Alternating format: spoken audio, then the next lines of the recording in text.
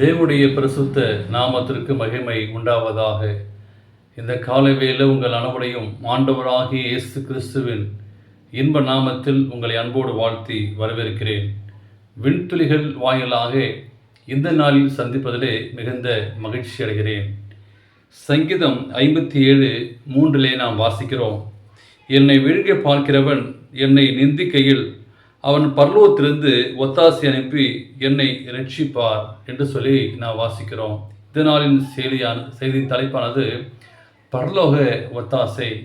தேவனுக்கு பிரியமானவர்களே, ஆண்டவர் நமக்கு தரக்கூடிய ஒத்தாசை பரலோகத்திலிருந்து நமக்கு ஒத்தாசை அனுப்புகிறார். ஏனென்றால் ஆண்டவராகிய இயேசு கிறிஸ்து பரலோகத்திலே இருக்கிறார். அவருடைய சிங்காசனம் பரலோகத்தில் இருக்கிறது. நீங்கள் நானும் அவருடைய பாதப்பிள்ளை இருக்கிறோம். எனவே தேவனுடைய பிள்ளைகளாகிய நீங்கள் நானும் அநேக வேளை இக்கட்டிவரிலே நீங்கள் நானும் மாட்டிக்கொள்ளும் போது அவர் நமக்கு செய்ய வேண்டிய ஒரு காரியம், அவர் நமக்கு ஒத்தாசை அனுப்பி அவரை ரட்சிப்பார் என்று சொல்லக்கூடிய ஒரு அருமையான ஒரு வாக்குத்தத்தத்தை இந்த நாளிலே உங்களோடு பகிர்ந்து கொள்ள நான் விரும்புகிறேன். 3 நண்பர்கள், தானியேலுடைய நண்பர்கள், அக்கினியின் மத்தியிலே நெருப்பிலே அவர்கள் இருக்கும்போது ஆண்டவராகிய இயேசு கிறிஸ்து அங்கே உலாவி அந்த மூவரையும் பாதுகாத்து அங்கே ஆண்டவர் ரட்சித்தார்.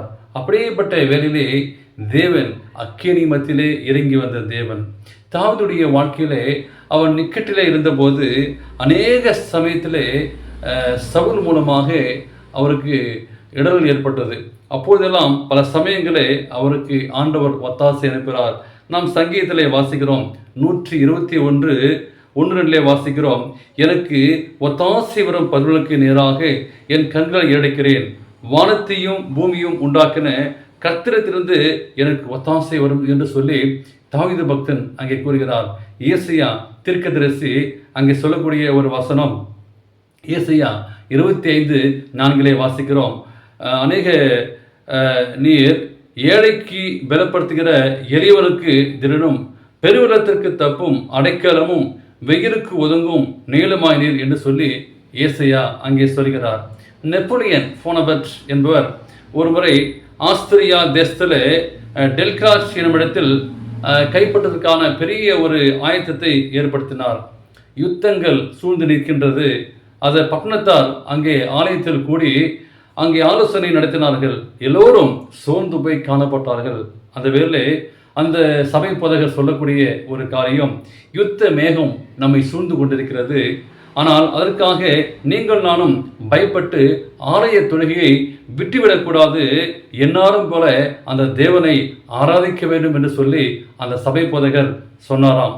அந்த சபை போதகர், யுத்த மேகம் சூழ்ந்திருக்கிறது, அதற்காக நீங்கள் நானும் தொழுகை செய்ய வேண்டும். அநேக வேளையிலே நீங்கள் நானும் நமக்கு சோர்வு ஏற்படும் போது ஆலய தொழுகையை விட்டுவிடுகிறோம். ஏதாச்சும் ஒரு துக்கம் வரும்போது ஆலயம் வருவதை விட்டுவிடுகிறோம். ஆனால் அங்கே யுத்த களம் சூழ்ந்து நின்ற வேளையிலே அவர்கள் எடுத்த முடிவு, தொழுகையை எந்த நாளும் விட்டுவிடக்கூடாது, ஆலய தொழுகை என்று சொல்லி முக்கியமானது என்று சொல்லி அங்கே செயல்பட்டார்கள்.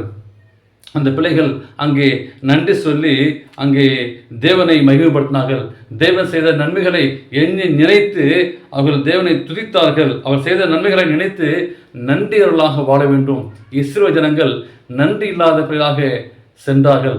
அப்படி செல்லக்கூடாது. தேவனுக்கு பிரியமான பிள்ளைகளே, மீண்டும் மீண்டும் அதை ஞாபகப்படுத்தினார். எனவே பூர்வ நாட்களை நினைத்து பார்க்க வேண்டும். தலைமுறையாக தேவன் நமக்கு என்ன மேன்மையான ஒரு காலை செய்தார் என்று நான் நின்று பார்க்கும்போது கடந்த வருஷங்களை நாம் எண்ணி பார்ப்போம். தேவனுக்கு பிரியமான பிள்ளைகளே, அப்படிப்பட்ட தேவன் நமக்கு பெரிய ஆசீர்வாதத்தை தர நமக்கு காத்திருக்கிறார். அந்த நம் ஜனங்களை ஒரு அறிவுறுத்தக்கூடிய ஒரு காரியம், எந்த சூழ்நிலை மத்தியிலும் பரலோகத்திலிருந்து நமக்கு ஒத்தாசை வரும்.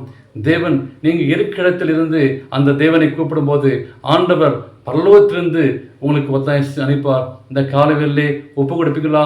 ஆண்டவரே, எனக்கு ஒத்தாசை தரும். அந்த ஒத்தாசை பரலோகத்திலிருந்து தேவன் உங்களை ஆசீர்வதிப்பாராக. ஆமென்.